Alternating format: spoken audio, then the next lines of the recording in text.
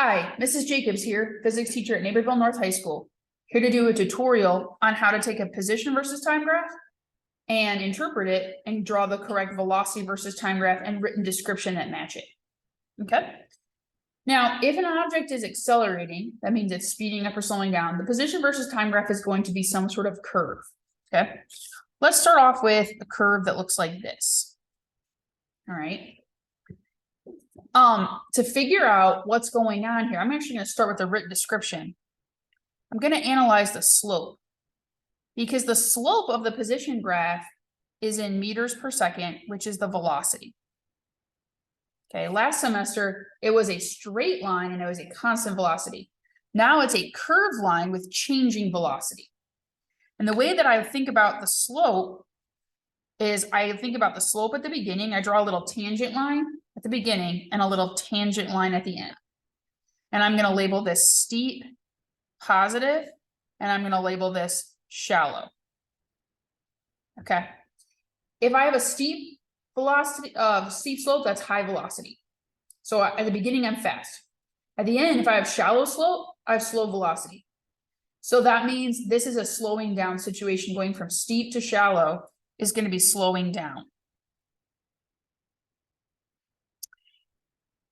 The other thing that we always want to know is which direction the object is moving. In this case, since the meters are going up away from zero, we're moving in the positive direction.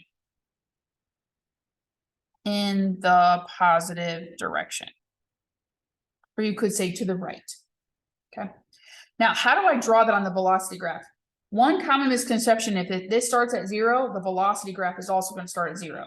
That's actually not true. You're drawing the velocity. At the beginning, I had steep positive velocity. Okay. So that means I'm starting way up here. This is a fast positive velocity. It's far above 0 meters per second. And then I'm slowing down. I have to be getting lower and lower velocity. So that's a line that approaches zero like this. Shallow slope translates to 0 velocity. Okay. Whenever I'm slowing down on the velocity graph, my line will approach the x-axis because x-axis means 0 meters per second. So this is the correct written description and velocity graph that matches this position graph. Let's do this one. Again, I like to draw my little tangent lines in. This one is going from shallow to steep. And not just steep, but steep positive.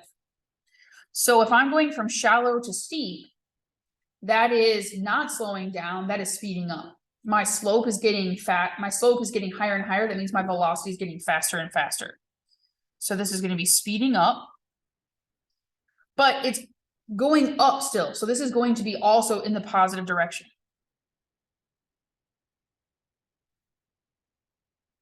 What that looks like on the velocity graph, since I start off shallow, I can start off at 0 meters per second. That's fine. I can start off a little bit above 0. I'll go ahead and start at 0. But I do need a line that is going away from the x-axis because here my velocity, my slope was getting higher and higher. So my velocity is getting faster and faster. Any line on this velocity graph that's moving away from 0 is going to be a speeding up situation. Let's do this one.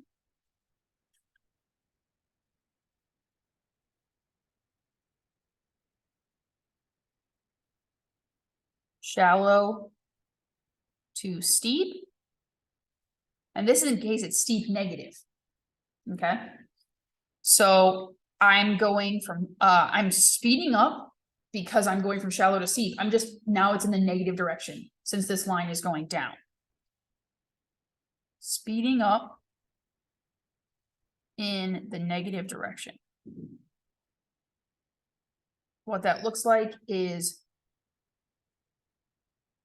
on the velocity graph, I'm starting off at 0 and I'm ending up at a very negative velocity. Okay. One theme about the two graphs is if you're speeding up, both lines will head in the same direction. This was curve up, this was straight up. This was curved down, this was straight down. If I'm slowing down, one line will be going up, the other line will be going down. Okay, that's just a pattern that you can notice as you're drawing the two graphs. Okay, let's do a full parabola. Let's do this one. Okay, when you see a full parabola, kind of want to split it in half. Okay, so there's really two segments of motion. First, this was steep negative.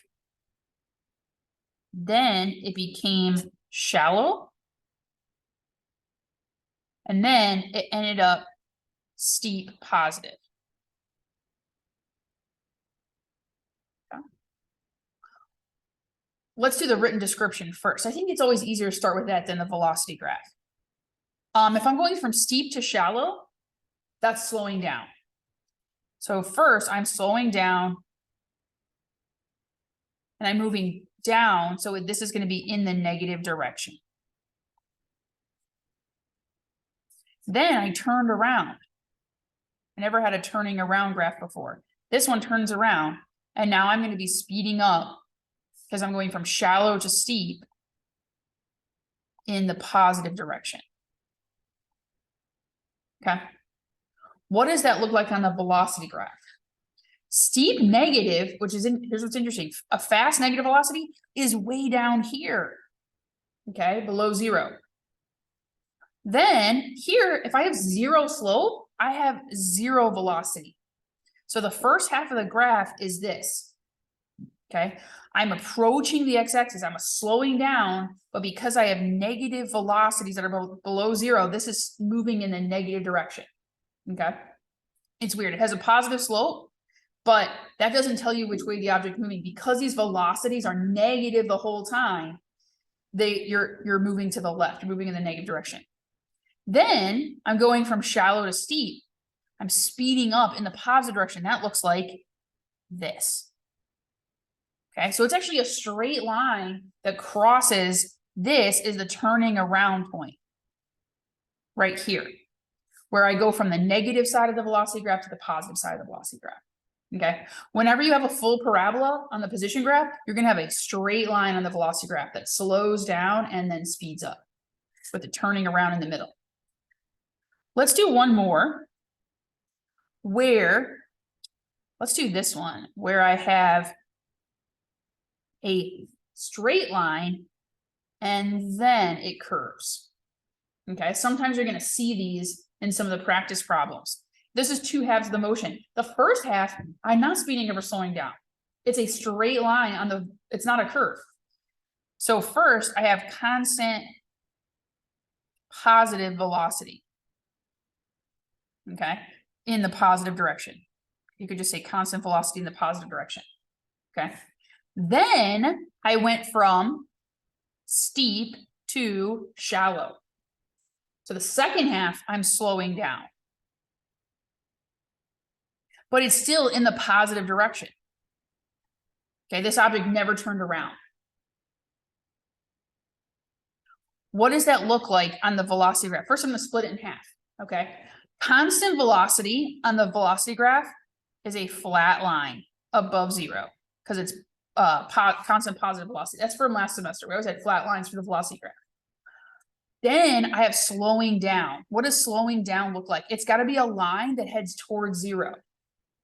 So it's fast positive velocity, and then I end with zero velocity. Okay. So you're trying to make your graphs, they're never going to have the same shape, but they're going to tell the same story of motion. Hopefully this was helpful.